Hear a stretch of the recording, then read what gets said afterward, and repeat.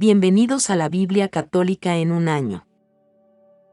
En el nombre del Padre, y del Hijo, y del Espíritu Santo. Amén. Septiembre 29. Libro de Jeremías, capítulo 41. Ahora bien, en el séptimo mes, Ismael, hijo de Natanías, hijo de Elisama, que era de estirpe real, fue con 10 hombres a Mizpá, a ver a Godolías, hijo de Ahicam, y comieron todos juntos allí en Mizpá. De pronto, Ismael, hijo de Natanías, se levantó con los 10 hombres que lo acompañaban, e hirieron con la espada a Godolías, hijo de Ahicam, hijo de Safán. Así hicieron morir a quien el rey de Babilonia había designado gobernador del país. Ismael mató también a todos los judíos que estaban con Godolías en Mizpá, y a los guerreros caldeos que se encontraban allí. Al día siguiente del asesinato de Godolías, cuando nadie lo sabía aún, llegaron unos hombres de Siquem, de Silo y Samaria, 80 en total, con la barba raída, la ropa desgarrada, y con el cuerpo lleno de incisiones, trayendo oblaciones e incienso para presentarlos en la casa del Señor. Ismael, hijo de Natanías, les salió al encuentro desde Mizpá.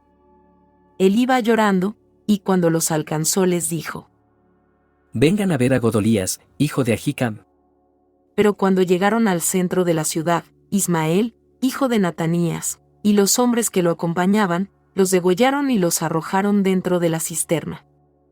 Entre ellos se encontraban 10 hombres, que dijeron a Ismael: No nos mates, porque tenemos escondido en el campo trigo, cebada, aceite y miel.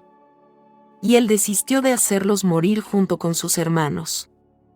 La cisterna donde Ismael arrojó los cadáveres de los hombres que había matado, era la gran cisterna que había hecho el rey Asa para defenderse de Baasa, rey de Israel. Es esa la que Ismael, hijo de Natanías, llenó de víctimas. Luego Ismael llevó cautivo a todo el resto de la gente que estaba en Mizpá, así como también a las hijas del rey, que Nebuzaradán, comandante de la guardia, había confiado a Godolías, hijo de Ahicam. Ismael, hijo de Natanías, los llevó cautivos y partió con la intención de pasar a territorio amonita. Cuando Johanán, hijo de Careaj, y todos los jefes de las tropas que estaban con él, se enteraron del crimen que había cometido Ismael, hijo de Natanías, reunieron a todos los hombres y fueron a combatir contra él. Lo alcanzaron junto a las grandes aguas de Gabaón. Al ver a Johanán, hijo de Careaj, y a todos los jefes de las tropas que lo acompañaban, toda la gente que estaba con Ismael se alegró. Toda la gente que Ismael llevaba cautiva desde Mizpá dio media vuelta y se fue con Johanán, hijo de Careaj. En cuanto a Ismael, hijo de Natanías, escapó de Johanán con 8 hombres, y se fue a territorio amonita. Johanán, hijo de Careaj, y todos los jefes de las tropas que lo acompañaban, tomaron a todo el resto del pueblo que Ismael, hijo de Natanías, se había llevado cautivo desde Mizpá, después de dar muerte a Godolías, hijo de Ahicam. Eran hombres de guerra, mujeres, niños y eunucos, a los que él hizo volver de Gabaón. Emprendieron la marcha e hicieron un alto en Gerut-Kimán, que está en las cercanías de Belén, con el propósito de seguir adelante y entrar en Egipto, lejos de los caldeos. Ellos les temían, en efecto, porque Ismael, hijo de Natanías, había matado a Godolías, hijo de Ahicam, a quien el rey de Babilonia había designado gobernador del país. Libro de Jeremías, capítulo 42. Entonces todos los jefes de las tropas, con Johanán, hijo de Careaj, Azarías, hijo de Masías, y todo el pueblo, desde el más pequeño al más grande, acudieron al profeta Jeremías y le dijeron: Que nuestra súplica llegue hasta ti.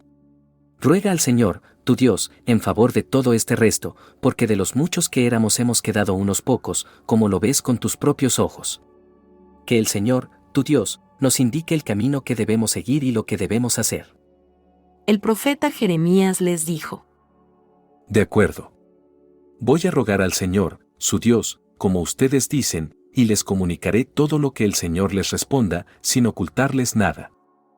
Ellos dijeron a Jeremías: Que el Señor sea un testigo veraz y fidedigno contra nosotros, si no obramos en todo conforme a la palabra que el Señor, tu Dios, te enviará para nosotros. Nos guste o no, oiremos la voz del Señor, nuestro Dios, a quien ahora te enviamos a consultar, para que nos vaya bien por haber obedecido la voz del Señor, nuestro Dios. Al cabo de 10 días, la palabra del Señor llegó a Jeremías.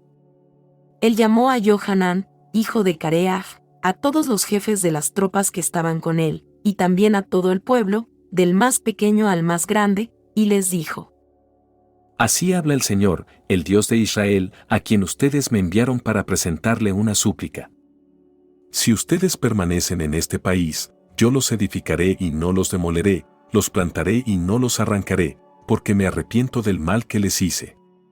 No teman al rey de Babilonia, del que ahora tienen miedo, no le teman. Oráculo del Señor. Porque yo estoy con ustedes para salvarlos y para librarlos de su mano. Yo haré que ustedes encuentren compasión, y Él se compadecerá de ustedes y los dejará habitar en el país. Pero si ustedes, desoyendo la voz del Señor, su Dios, dicen: No permaneceremos en este país. Si dicen: No, entraremos en el país de Egipto, allí no veremos guerra, no oiremos el sonido de la trompeta, ni estaremos hambrientos de pan, es allí donde queremos permanecer. Entonces, escuchen la palabra del Señor, ustedes, resto de Judá. Así habla el Señor de los ejércitos, el Dios de Israel. Si ustedes pretenden a toda costa entrar en Egipto, para residir allí, la espada que ustedes temen los alcanzará allí, en Egipto, y el hambre que les da miedo se adherirá a ustedes allí, en Egipto, y morirán. Todos los que pretendan a toda costa entrar en Egipto para residir allí, morirán por la espada, el hambre y la peste, ninguno de ellos sobrevivirá ni escapará a la desgracia que atraeré sobre ellos. Porque así habla el Señor de los ejércitos, el Dios de Israel. Como se ha derramado mi ira y mi furor sobre los habitantes de Jerusalén, así se derramará sobre ustedes mi furor cuando entren en Egipto, ustedes se convertirán en imprecación, devastación, maldición e ignominia, y no volverán más a este lugar. Pero Jeremías dijo: Esta es la palabra que el Señor les dirige, resto de Judá. No entren en Egipto. Sepan bien que hoy yo les hago una solemne advertencia. Ustedes se han perjudicado a sí mismos cuando me enviaron ante el Señor, su Dios, diciendo: Ruega en favor nuestro al Señor, nuestro Dios, comunícanos todo lo que diga el Señor, nuestro Dios, y nosotros lo haremos. Hoy se lo he comunicado a ustedes, pero ustedes no han oído la voz del Señor, su Dios, en nada de lo que Él me envió a decirles. Y ahora pueden estar seguros de que morirán por la espada, el hambre y la peste, en el lugar donde quieren entrar para residir allí. Libro de Jeremías, capítulo 43. Apenas Jeremías terminó de comunicar a todo el pueblo todas las palabras del Señor, su Dios, las que el Señor había mandado decirles, las palabras antes mencionadas, Azarías, hijo de Maasías, Johanán, hijo de Careaj, y todos aquellos hombres arrogantes dijeron a Jeremías: Es falso lo que tú dices. No es el Señor, nuestro Dios, el que te ha enviado a decirnos: no entren en Egipto para residir allí. Es Baruc, hijo de Nerías, el que te instiga contra nosotros, a fin de entregarnos en manos de los caldeos, para que ellos nos maten o nos destierren a Babilonia. Pero Johanán, hijo de Careaj, lo mismo que todos los jefes de las tropas y todo el pueblo, se negaron a escuchar la voz del Señor, que les mandaba quedarse en el país de Judá. Johanán, hijo de Careaj, y todos los jefes de las tropas tomaron a todo el resto de Judá, a los que habían vuelto a residir en el país de Judá, después de haber sido dispersados entre las naciones vecinas, a los hombres, las mujeres, los niños y las hijas del rey, a todas las personas que Nebuzaradán, comandante de la guardia, había dejado con Godolías, hijo de Ahicam, hijo de Safán, y también al profeta Jeremías y a Baruc, hijo de Nerías. Y ellos entraron en el país de Egipto, porque no escucharon la voz del Señor. Así llegaron a Tafnis. La palabra del Señor llegó a Jeremías en Tafnis, en estos términos: Toma en tus manos unas piedras grandes, y húndelas, a la vista de algunos judíos, en el cemento del piso de ladrillos que está a la entrada de la casa del faraón, en Tafnis. Luego les dirás: así habla el Señor de los ejércitos, el Dios de Israel. Miren que yo mando traer a Nabucodonosor, rey de Babilonia, mi servidor. Él instalará su trono encima de estas piedras que yo he hundido, y extenderá sobre ellas su baldaquino. Él vendrá y castigará al país de Egipto, el destinado a la muerte, el destinado al cautiverio, el destinado a la espada. Prenderá fuego a los templos de los dioses de Egipto, los quemará y llevará cautivos a los dioses, expulgará el país de Egipto como un pastor expulga su ropa, y saldrá de allí sano y salvo. Hará pedazos los obeliscos de Bet-Semes, la que está en el país de Egipto, e incendiará los templos de los dioses de Egipto. Palabra de Dios. Te alabamos, Señor. Sabiduría, capítulo 19. Pero sobre los impíos se abatió hasta el fin una ira despiadada, porque Dios tenía previsto lo que ellos harían, después de dejar que el pueblo se fuera, y de ungirlos a partir apresuradamente, ellos, cambiando de idea, saldrían a perseguirlos. En efecto, cuando todavía celebraban sus ritos fúnebres y se lamentaban junto a las tumbas de sus muertos, concibieron otro proyecto descabellado. A los que ellos mismos habían rogado que se fueran los comenzaron a perseguir como fugitivos. La fuerza de las cosas los arrastraba con toda justicia a ese extremo y les hacía olvidar lo que había sucedido, para que terminaran de sufrir el castigo que aún faltaba a sus tormentos. Así, mientras tu pueblo emprendía una maravillosa travesía, ellos encontrarían una muerte insólita. Porque la creación entera, obedeciendo a tus órdenes, adquiría nuevas formas en su propia naturaleza, para que tus hijos fueran preservados incólumes. Se vio a la nube cubrir el campamento con su sombra y emerger la tierra seca de lo que antes era agua. Apareció en el mar rojo un camino despejado y una verde llanura, entre las olas impetuosas. Por allí pasó todo un pueblo, protegido por tu mano, contemplando prodigios admirables. Eran como caballos en un pastizal y retozaban como corderos, alabándote a ti, Señor, su liberador. Todavía recordaban lo que había sucedido en su destierro, como los mosquitos, en lugar de reproducirse naturalmente, fueron producidos por la tierra, y como las ranas, en lugar de nacer de otros animales acuáticos, fueron vomitadas por el río en gran cantidad. Más tarde, vieron también un nuevo modo de nacer las aves, cuando, excitados por la gula, ellos reclamaron manjares delicados, para reconfortarlos, subieron codornices desde el mar. Pero sobre los pecadores se abatieron los castigos, no sin antes ser preanunciados por la furia de los rayos. Con toda justicia, ellos sufrían a causa de su maldad, ya que habían llevado al extremo su odio contra el extranjero. Porque otros no recibieron a los desconocidos que llegaban, pero estos redujeron a servidumbre a huéspedes bienhechores. Más aún, aquellos, y eso se les tendrá en cuenta, mostraron desde el principio hostilidad ante el extranjero. Pero estos, en cambio, después de recibir a tu pueblo con fiestas y de hacerlo participar de sus mismos derechos, lo maltrataron con terribles trabajos.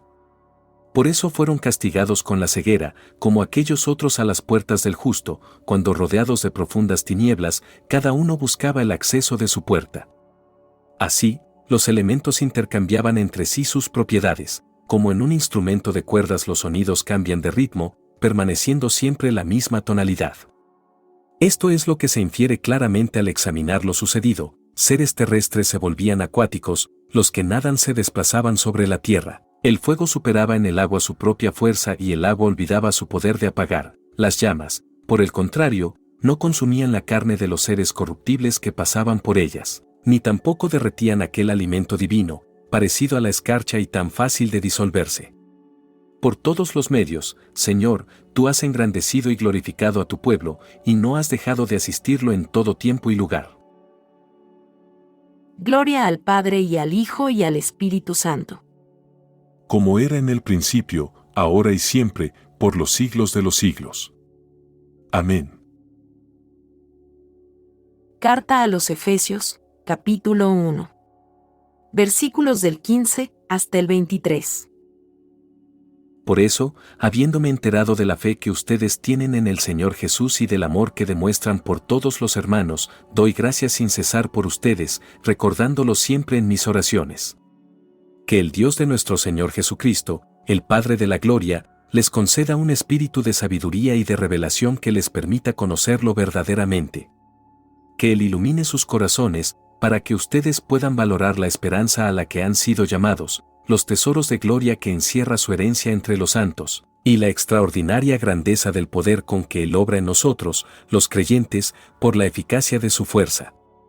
Este es el mismo poder que Dios manifestó en Cristo, cuando lo resucitó de entre los muertos y lo hizo sentar a su derecha en el cielo, elevándolo por encima de todo principado, potestad, poder y dominación, y de cualquier otra dignidad que pueda mencionarse tanto en este mundo como en el futuro.